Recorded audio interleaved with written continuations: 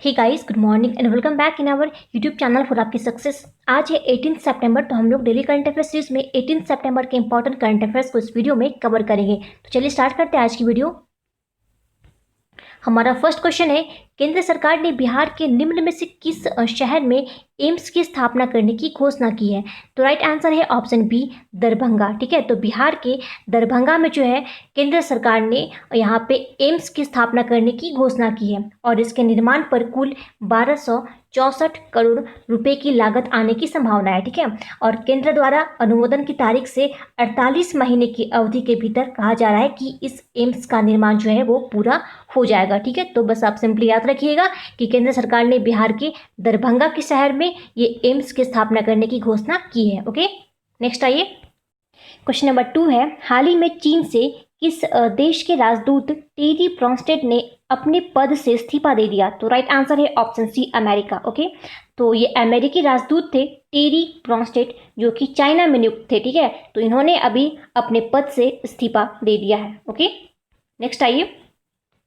Question number 3 है, हाल ही में किस देश ने अपने सभी लोगों को मुफ्त कोरोना वैक्सीन देने की योजना जारी की है? तो राइट आंसर है ऑप्शन डी, अमेरिका। इसके बारे में आपको बता दें, अभी जो है हाल ही में अमेरिका ने अपने सभी लोगों को मुफ्त कोरोना वैक्सीन देने की योजना जारी की है।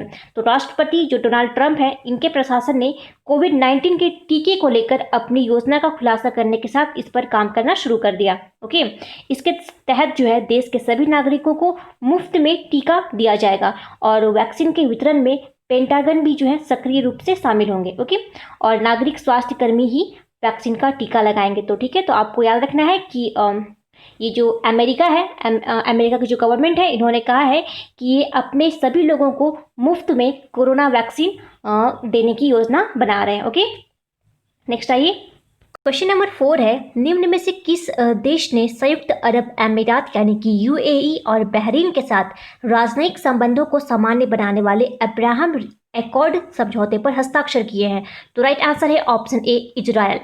तो देखिए, अभी हाल ही में जो है व्हाइट हाउस के साउथ लॉन में हुए इस समझौते के दौरान, यानी कि अब्राहम एकॉर्ड समझौते के दौरान, अमेरिकी राष्ट्रपति डोनाल्ड ट्रंप, इजराइल के प्रधानमंत्री बेंजामिन नेतन्याहू और यूएई के विदेश मंत्री जिनका नाम है शेख अब्दुल्ला, ठीक है, और बहरीन के विदेश मंत्री थे अब्दुल्लातिफ बिन रशीद अल जानी, ये जो है यहाँ पे मौजूद थे।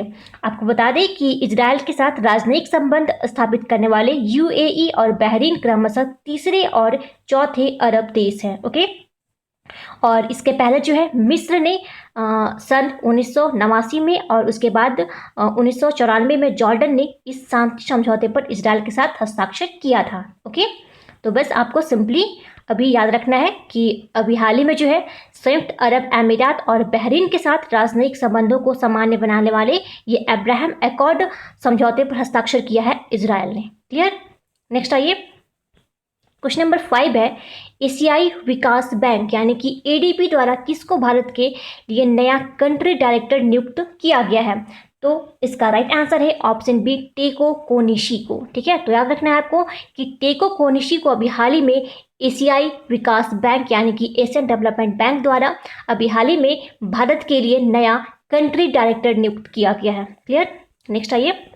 क्वेश्चन नंबर 6 है, ग्रेट लर्निंग ने किस भारतीय क्रिकेटर को अपना ब्रांड एम्बेसडर नियुक्त करने की घोषणा की है? तो इसका राइट आंसर है ऑप्शन ए, विराट कोहली को। ठीक है, तो ये जो ग्रेट लर्निंग है, इसने अभी हाल ही में भारतीय क्रिकेटर विराट कोहली को अपना ब्रांड एम्बेसडर नियुक्त करने की घोषणा की है। तो विराट कोहली जो है अब किसके ब्रांड एम्बेसडर बन गए हैं? तो ग्रेट लर्निंग के। ओके, नेक्स्ट आइए। क्वेश्चन नंबर 7 है, हाल ही में अंतर्राष्ट्रीय ओजोन परत संरक्षण दिवस कब मनाया गया? तो राइट आंसर है ऑप्शन सी, 16 सितंबर को। ओके, इसके बारे में आपको बता दें कि इस बार जो 16 सितंबर को मनाया गया है आपका अंतर्राष्ट्रीय ओजोन परत संरक्षण दिवस, इसकी थीम जो है यह इंपॉर्टेंट है। इसकी थीम रही थी ओजोन फॉर लाइफ और 35 years of ozone layer protection. Clear?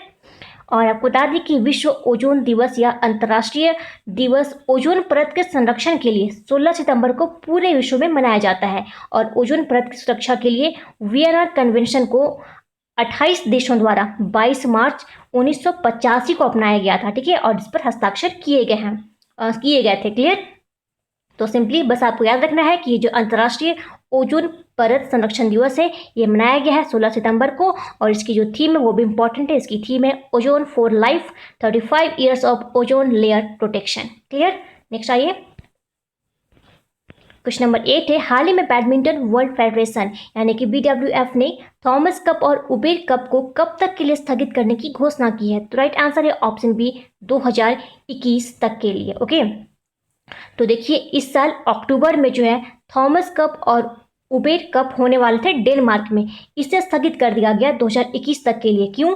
तो कोविड-19 की वजह से। ओके, तो जो आपका है बैडमिंटन वर्ल्ड फेडरेशन, अब ये 2021 तक के लिए स्थगित कर दिया गया है। वैसे आपको पता होगा कि बैडमिंटन वर्ल्ड फेडरेशन जो है इसकी स्थापना हुई है 1934 में, और इसका जो हेडक्वार्टर है वो स्थित है कुआलालंपुर, मलेशिया के अंदर। क्लियर। अच्छा, 2021 में जो है और कौन कौन से खेल होने वाले हैं इनके बारे में आपको बता दें। देखिए सबसे पहले तो आपको ये याद रखना है कि अभी हाल ही में साइकिलिंग फेडरेशन ऑफ इंडिया ने कहा था कि पहली बार साइकिल समिट का आयोजन करेगा भारत। कब? तो 2021 के अंदर। ठीक है, साथ ही भारत जो है 2021 में ब्रिक्स खेलों की भी मेज़बानी करेगा। ओके, और FIFA under 20 mains world cup जो है 2021 में होंगे इंडोनेशिया में। ठीक है, और FIFA under 17 women's world cup जो है इसे होस्ट करेगा इंडिया 2021 के अंदर। ठीक है, और फीफा अंडर 17 जो है मेंस वर्ल्ड कप 2021 में होगा। कहाँ पे? तो ये होगा आपका पेरू में। ओके, और बात करें यहाँ पे ICC T20 वर्ल्ड कप, तो ये जो है होस्ट करेगा 2021 में भारत। ओके, और ICC T20 जो है विमेंस वर्ल्ड कप इसे होस्ट करेगा न्यूजीलैंड 2021 के अंदर। तो ये सारे जो है इंपॉर्टेंट है, और ये सारे जो गेम्स है वो 2021 में होस्ट किए जाएंगे, तो आपको सारे याद रखने हैं। क्लियर। नेक्स्ट आइए, क्वेश्चन नंबर 9 है, अभी हाल ही में पेटीएम फर्स्ट गेम के ब्रांड एम्बेसडर के रूप में कौन चुने गए हैं? तो राइट आंसर है ऑप्शन सी, सचिन तेंदुलकर। तो अभी हाल ही में पेटीएम फर्स्ट गेम्स ने अपना ब्रांड एम्बेसडर नियुक्त किया है किन्हें? तो सचिन तेंदुलकर को। क्लियर। नेक्स्ट आइए, क्वेश्चन नंबर 10 है, प्रधानमंत्री मोदी जी ने नमामि गंगे योजना और अमृत योजना के तहत किस राज्य में विभिन्न परियोजनाओं का उद्घाटन किया है?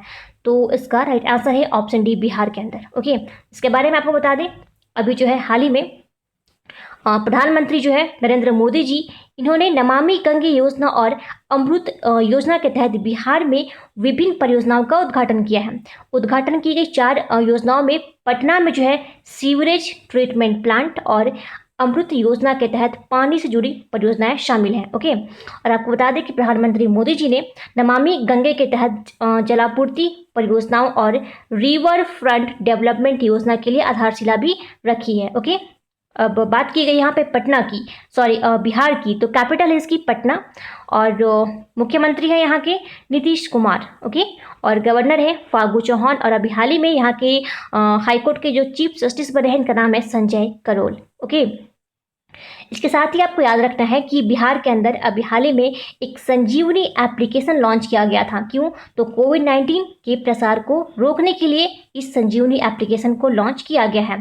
साथ ही यहाँ पे एक इंद्र वज्र एप्लीकेशन को भी लॉन्च किया गया है। बिजली गिरने से पहले चेतावनी देने के लिए इस एप्लीकेशन को लॉन्च किया गया था बिहार में। ओके, इसके साथ ही आपको और भी कुछ पॉइंट्स याद रखने हैं बिहार से, जैसे कि अभी हाल ही में प्रधानमंत्री मोदी जी ने बिहार के खगड़िया जिले के तेलिहार गांव में एक गरीब कल्याण रोजगार अभियान को लॉन्च किया था। ये वेरी वेरी इंपॉर्टेंट है, आपको ये पॉइंट याद रखना है। ओके, इसके साथ ही बिहार के भागलपुर में खुलेगा देश का पहला कछुआ पुनर्वास केंद्र, और भारत का एकमात्र डॉल्फिन वाइल्ड लाइफ सेंचुरी जो है ये कहाँ स्थित है? तो ये स्थित है आपका बिहार में। क्लियर।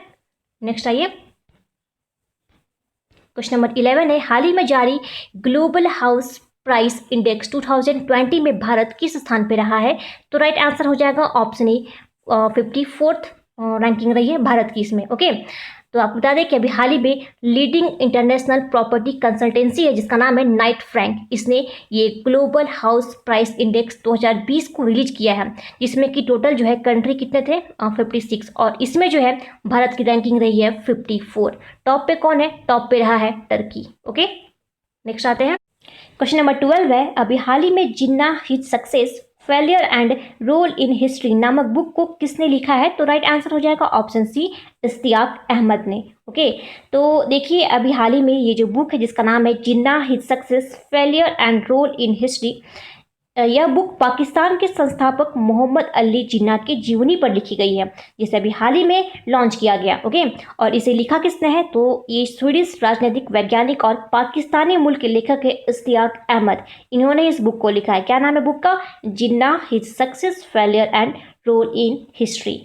नेक्स्ट आइए, क्वेश्चन नंबर 13 है, किस सोशल मीडिया कंपनी ने social media marketing professional certificate launch करने के लिए कोर्सेरा के साथ साझेदारी की है? तो राइट आंसर है ऑप्शन बी, फेसबुक ने।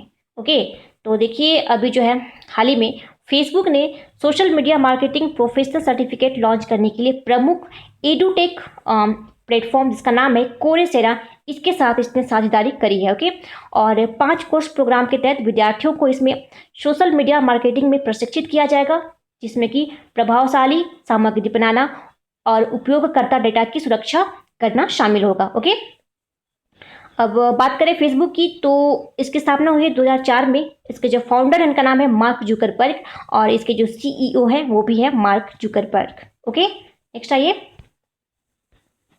क्वेश्चन नंबर 14 है, किस देश ने बंधुआ मजदूरी के नामकरण के बाद चीनी वस्तुओं पर प्रतिबंध लगा दिया है? तो राइट आंसर है ऑप्शन ए, यूएसए ने। अभी हाल ही में यूएसए यानी कि अमेरिका ने चीन के झिंजियांग प्रांत से कपास, बाल संबंधी उत्पादों, कंप्यूटर घटकों और कुछ वस्त्रों सहित 8 चीनी वस्तुओं पर प्रतिबंध लगा दिया है।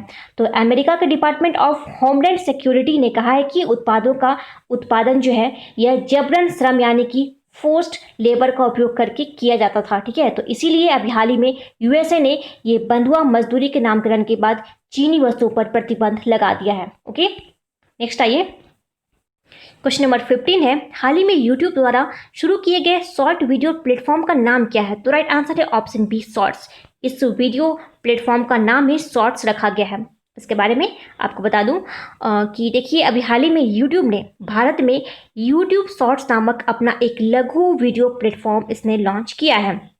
यह वीडियो निर्माण टूल पहले भारतीय उपयोगकर्ताओं के लिए उपलब्ध किया जाएगा और इस टूल का उपयोग करके उपयोगकर्ता जो है ये 15 सेकेंड या उससे कम समय का वीडियो बना सकते हैं और इसे प्लेटफॉर्म पर अपलोड कर सकते हैं। आपको पता होगा कि जो टिकटॉक है ये भारत में बैन कर दिया गया है, तो बस उसी तरह का ये भी एक प्लेटफॉर्म है जहाँ पे लोग अपने वीडियो को अपलोड कर सकते हैं और साथ ही इसमें जो है उपयोगकर्ता यूट्यूब की म्यूजिक लाइब्रेरी का उपयोग करके इसमें जो है अपनी वीडियो में संगीत भी जोड़ सकते हैं। ओके, तो आपको सिंपली याद रखना है कि अभी हाल ही में यूट्यूब ने एक शॉर्ट्स नामक एक शॉर्ट वीडियो प्लेटफॉर्म को लॉन्च किया है। ओके, नेक्स्ट आइए, हमारा आज का लास्ट क्वेश्चन है, भारत ने किस देश के साथ रक्षा प्रौद्योगिकी और व्यापार पहल यानी कि DTTI बैठक आयोजित की है? तो राइट आंसर है ऑप्शन सी, यूएसए के साथ।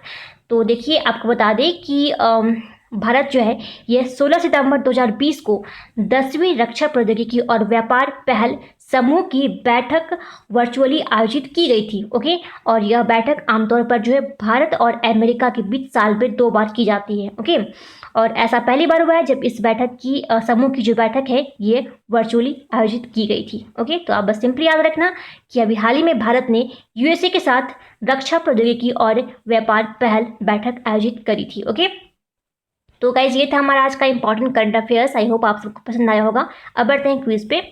तो कल हमने आपसे प्रश्न पूछा था कि हाल ही में किसे यूरोमनी अवार्ड ऑफ एक्सीलेंस 2020 द्वारा लाइफ टाइम अचीवमेंट अवार्ड दिया गया है? तो राइट आंसर था आदित्य पुरी को। आप सभी ने बिल्कुल सही आंसर दिया था। आज के लिए आपका प्रश्न रहेगा, आपको बताना है कि हाल ही में एशियन डेवलपमेंट बैंक के कार्यकारी निदेशक के रूप में किसे नियुक्त किया गया है? आप अपना आंसर हमें कमेंट बॉक्स में कमेंट करके बताइए। तो गाइस आज की वीडियो ये समाप्त करते हैं। Thanks for watching.